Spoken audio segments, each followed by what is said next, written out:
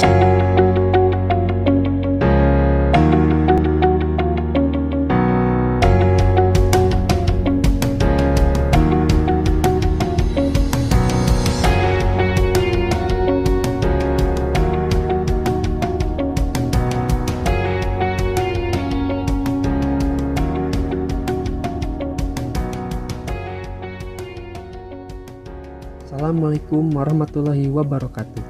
Selamat datang di video saya. Perkenalkan, nama saya Diki Arif Hidayat. Saya mahasiswa profesional dari Stikes Muhammadiyah Ciamis. Pada video kali ini, saya akan menyampaikan sedikit materi tentang edukasi diabetes mellitus. Selamat menonton. Sebelum kita bahas tentang apa itu diabetes, saya akan memberikan informasi sedikit tentang permasalahan diabetes saat ini. Nah, penyakit tidak menular masuk ke dalam 2 penyakit dari 10 penyakit utama kematian. Diabetes mellitus merupakan salah satu penyakit tidak menular yang prevalensinya terus mengalami peningkatan. Diabetes mellitus saat ini menjadi masalah kesehatan global pada masyarakat. Nah, diabetes mellitus merupakan salah satu penyakit yang mengalami peningkatan terus-menerus dari tahun ke tahun di berbagai negara di dunia, baik pada negara maju ataupun negara berkembang. Menurut IDF, tahun 2017 terdapat 382 juta jiwa penduduk dunia yang mengalami diabetes. Pada tahun 2013 dan pada tahun 2017 meningkat menjadi 425 juta jiwa. Nah, kemudian pada tahun 2045 diperkirakan meningkat mencapai 629 juta jiwa di dunia. Sama halnya di Indonesia, jumlah penderita diabetes mellitus di Indonesia mengalami peningkatan dari tahun 2013 sebesar 8,5 juta menjadi 10,3 juta jiwa pada tahun 2017 dan diperkirakan akan meningkat menjadi 16,7 juta jiwa pada tahun 2045. Dan menjadikan Indonesia sebagai penyandang diabetes mellitus terbanyak ke-6 di dunia. Itulah sekilas dari permasalahan dari penyakit DM di seluruh dunia dan termasuk Indonesia. Lalu, apa itu diabetes? Kita bahas secara bersama-sama. Pengertian dari diabetes. Diabetes merupakan penyakit menahun yang ditandai dengan kadar glukosa darah yang melebihi nilai normal akibat gangguan metabolisme glukosa atau kekurangan hormon insulin atau kerja hormon insulin yang terganggu. Kalau pada masyarakat sering disebut dengan penyakit kencing manis. Kemudian gejala diabetes. Nah, di sini ada gejala awal atau gejala klasik atau bisa terjadi pada penderita yang awal derita dari diabetes. Yang pertama itu banyak makan, banyak minum, kemudian banyak kencing. Kemudian ada gejala khas yang bisa didapatkan hanya pada penderita diabetes. Yang pertama, sering buang air kecil, terutama pada malam hari, kemudian cepat merasa lapar dan haus, kemudian berat badan menurun, cepat merasa lelah dan mengantuk. Kemudian ada gejala tidak khas. Di sini ada perkesemutan, gatal di daerah genital, keputihan bagi wanita, kemudian infeksi atau luka sulit sembuh, penglihatan kabur, cepat lelah, mudah mengantuk, kemudian sering timbul bisul. Nah, tanda ini bisa disebabkan bukan hanya dari penyakit diabetes, tapi bisa juga disebabkan oleh penyakit lain yang berkaitan. Lalu, kapan kita dikatakan punya diabetes? Seseorang dapat dikatakan diabetes apabila ada gejala klasik ditambah gula darah sewaktu lebih dari 200 mg per dekaliter, atau gejala klasik ditambah gula darah puasa lebih dari 126 mg per dekaliter, atau jika seseorang sedang puasa setidaknya sekitar 8 jam maka kadar glukosa darah normal kurang dari 100 mg per dekaliter. Kemudian perkembangan perjalanan penyakit diabetes. Jika tidak dicegah sejak dini, yakni dari orang yang sehat menjadi prediabetes, kemudian menjadi diabetes, lalu terjadinya komplikasi diabetes. Lalu, siapa sajakah yang bisa terkena diabetes? Siapapun bisa terkena diabetes tanpa mengenal ras, suku bangsa, maupun negara. Kemudian faktor resiko diabetes mellitus. Yang pertama, yakni obesitas. Kedua, kurang aktivitas. Kemudian merokok, kolesterol tinggi, dan juga hipertensi. Kemudian komplikasi diabetes mellitus. Di antaranya, yang pertama, kerusakan ginjal, infeksi di kaki atau gangren kaki, kemudian impotensi, lalu ada penyakit jantung, kemudian ada stroke, terjadinya kebutaan, gigi goyang atau tanggal, kemudian kadar gula darah yang terlalu rendah. Komplikasi diabetes mellitus sangat mungkin terjadi dan bisa menyerang seluruh organ tubuh, mulai dari mata hingga ujung kaki. Oleh karena itu, penting bagi setiap penderita diabetes untuk selalu waspada dan juga agar kadar gula darahnya tetap dalam batas normal. Prinsip utama penanganan komplikasi diabetes mellitus yaitu dengan mengendalikan kadar gula darah agar tidak merusak organ-organ tubuh. Semakin baik mengelola kadar gula darah, tekanan darah, dan kadar lemak darah, semakin rendah resiko terjadinya komplikasi diabetes mellitus. Selanjutnya, pengelolaan diabetes mellitus. Diabetes sampai saat ini memang belum bisa disembuhkan, tapi bukan berarti penyakit ini tidak bisa dikendalikan.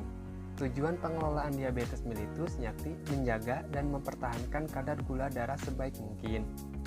Upaya-upaya pencegahan sampai pengendalian bisa dilakukan dengan menerapkan 4 pilar utama yang meliputi edukasi, pola makan atau diet, olahraga atau aktivitas, dan terapi farmakologi atau pengobatan.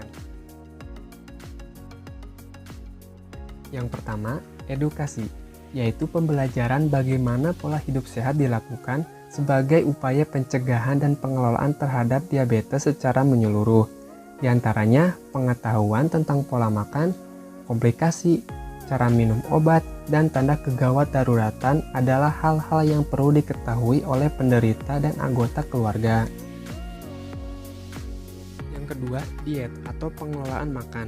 Sebenarnya, para penderita diabetes masih bisa mengkonsumsi semua jenis makanan seperti orang tanpa diabetes. Namun, tetap harus dikontrol menggunakan prinsip 3C yang meliputi jumlah makan.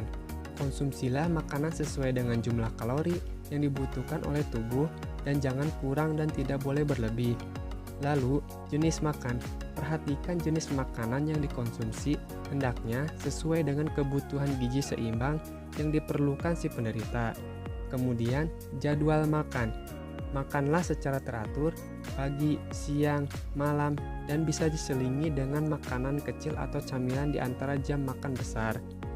Kunci dari keberhasilan diet adalah keterlibatan aktif dari anggota keluarga dan lingkungan sekitar penderita.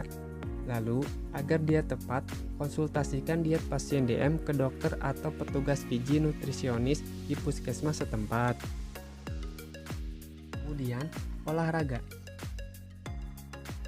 Berolahragalah secara rutin sebanyak 3-5 kali seminggu selama 30-45 menit dengan total 150 menit per minggu. Jangan lupa jeda antara aktivitas tidak lebih dari 2 hari berturut-turut. Dianjurkan juga untuk melakukan pemeriksaan gula darah sebelum berolahraga. Dan perhatikan apabila gula darah kurang dari 100 mg, maka pasien harus mengkonsumsi karbohidrat terlebih dahulu. Namun, apabila kadar gula darah lebih dari 250 mg, maka dianjurkan untuk menunda dulu melakukan aktivitas fisik. Untuk lebih tepatnya, konsultasikan dengan dokter untuk pemilihan jenis olahraga yang akan pasien DM lakukan. Yang terakhir, pengobatan. Kadang, diet dan olahraga belum cukup untuk mengendalikan kadar gula darah di tubuh penderita. Jika sudah seperti ini, biasanya dokter akan meresepkan obat untuk diminum. Juga, obat akan diberikan bersamaan dengan program diet dan olahraga. Hal ini dilakukan untuk mengendalikan kadar gula darah tubuh dalam batas normal. Konsultasikan dengan dokter terkait obat yang diberikan, patuhi jadwal dan tata cara minum obat Anda. Kemudian, perawatan kaki diabetes. Ada 3 tahap yaitu pemeriksaan kaki diabetes, perawatan kaki diabetes, dan senam kaki diabetes. Lalu, apa itu kaki diabetes? Kaki diabetes yaitu kelainan pada tungkai kaki yang disebabkan oleh gangguan saraf, gangguan pembuluh darah, dan akibat infeksi dari penyakit diabetes mellitus yang tidak terkontrol. Jika hal ini terus terjadi, dapat menyebabkan ulcer pada kaki atau luka yang sukar sembuh, dan akan beresiko diamputasi. Nah, agar dapat mencegah hal tersebut, pasien DM perlu melakukan 3 hal.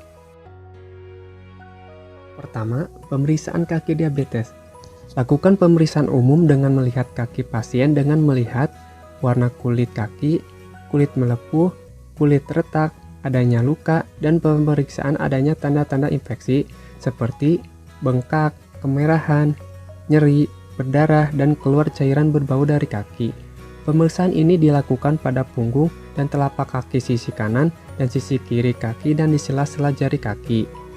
Hal kedua yang harus dilakukan oleh pasien diabetes yaitu perawatan kaki. Periksalah kaki setiap hari, gunakan cermin untuk melihat bagian bawah kaki. Bersihkan kaki setiap hari, gunakan air bersih dan sabun, lalu keringkan dengan handuk. Berikan lotion pada bagian kaki yang kering, jangan gunting kuku terlalu pendek, dan gunakan alas kaki yang nyaman sesuai ukuran. Hal ketiga yang perlu dilakukan pasien diabetes yaitu senam kaki diabetes. Anda hanya perlu menyiapkan kursi dan kertas koran untuk melakukannya. Sangat mudah bukan? Lalu, simak dan ikuti video berikut ini. Bagi penyandang diabetes, olahraga sangat penting untuk dilakukan secara rutin. Menurut American Diabetes Association, seorang penyandang diabetes tipe 2 setidaknya harus berolahraga sebanyak 5 kali dalam seminggu selama 30 menit. Dengan berolahraga, Anda bisa mengontrol berat badan, menguatkan tulang dan otot, sekaligus meningkatkan sensitivitas sel tubuh terhadap insulin yang membantu menurunkan kadar gula darah. Selain itu, olahraga juga bisa menurunkan risiko komplikasi akibat diabetes. Jenis olahraga yang disarankan antara lain jalan kaki, bersepeda, yoga, dan berenang. Selain itu, ada satu olahraga yang sangat dianjurkan para ahli, yaitu senam kaki diabetes. Sojoy akan menjelaskan tentang manfaat dan bagaimana melakukan olahraga senam kaki diabetes. Kegiatan ini bisa dilakukan di mana saja loh, termasuk di dalam rumah. Senam kaki diabetes adalah latihan gerakan kaki yang dilakukan penyandang diabetes untuk memperbaiki sirkulasi darah, memperkuat otot-otot kaki, mengatasi keterbatasan pergerakan sendi, dan mencegah komplikasi diabetes. Senam kaki diabetes sangat mudah dan praktis. Anda hanya perlu menyiapkan kursi dan kertas koran untuk melakukannya. Yuk kita mulai senam kaki diabetes sekarang. Letakkan tumit di lantai, lalu gerakan jari-jari kaki ke atas dan ke bawah. Ulangi sebanyak 2 set dan 10 repetisi. Gerakan kedua, angkat telapak kaki kiri ke atas dengan bertumpu pada tumit. Lakukan gerakan memutar keluar dengan pergerakan pada pergelangan kaki. Ulangi secara bergantian pada kaki kiri dan kanan sebanyak 2 set dan 10 repetisi. Gerakan ketiga, angkat kaki sejajar, gerakan telapak kaki ke depan dan belakang. Ulangi sebanyak 2 set dan 10 repetisi. Gerakan keempat, angkat kaki sejajar, gerakan telapak kaki ke depan sebanyak 2 set dan 10 repetisi. Gerakan kelima, luruskan salah satu kaki dan angkat, putar pada pergelangan kaki seperti sedang menulis angka 0 hingga angka 10. Lakukan secara bergantian kiri dan kanan. Gerakan keenam, letakkan selembar koran di lantai. Bentuk kertas koran tersebut menjadi seperti bola dengan kedua kaki. Kemudian ratakan kembali kertas tersebut. Lanjutkan dengan merobek kertas koran menjadi 2 bagian dengan kaki. Lalu, robek salah satu bagian kertas koran menjadi bagian-bagian kecil dan pindahkan ke atas kertas koran yang masih utuh. Terakhir, bentuk kembali kertas koran menjadi bola. Bagaimana? Mudah bukan menjalankannya? Latihan ini hanya butuh waktu 15-30 menit saja kok. Oh iya, menurut para ahli, senam kaki diabetes minimal harus dilakukan 1 kali dalam seminggu. Tapi akan lebih baik jika Anda melakukannya setiap hari. Ayo sehat bersama Sojoy! Nah, dimulai dari sekarang, kita harus menjaga pola hidup sehat agar dapat mencegah dari berbagai macam penyakit. Karena mencegah lebih baik daripada mengobati. Mungkin itu saja yang bisa saya sampaikan tentang edukasi diabetes. Kurang lebihnya mohon maaf. Semoga bermanfaat. Wassalamualaikum warahmatullahi wabarakatuh.